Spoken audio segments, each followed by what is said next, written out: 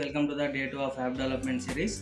ఈరోజు మనం రిటైలర్స్ దగ్గర ఏదైతే రిక్వైర్మెంట్ తీసుకున్నామో దాని గురించి డిస్కస్ చేస్తాము. నేను దగ్గర 5 to 6 షాప్ రిటైలర్స్ని కాంటాక్ట్ అయ్యాను. ఇక్కడ ప్రాబ్లం ఏంటంటే వాళ్ళకి యాప్ అంటే ఏంటో కూడా ఐడియా లేదు.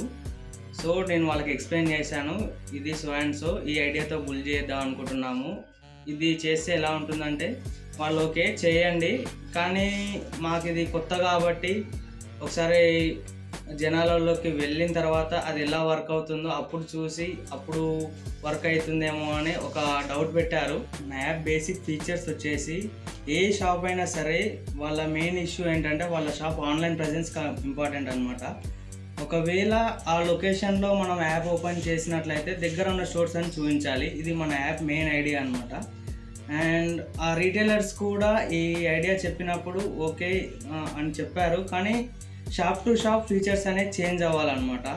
సో ముందుగా మనం ఏం చేస్తామంటే బేసిక్ యాప్ని డెవలప్ చేస్తాము. అంటే లొకేషన్ దగ్గరలో అక్కడ ఉన్న షాప్స్ అని చూపించాలి. అంటే ఒక సిటీకి ఇన్బాక్స్ లాగా కనిపించాలి ఆ యాప్.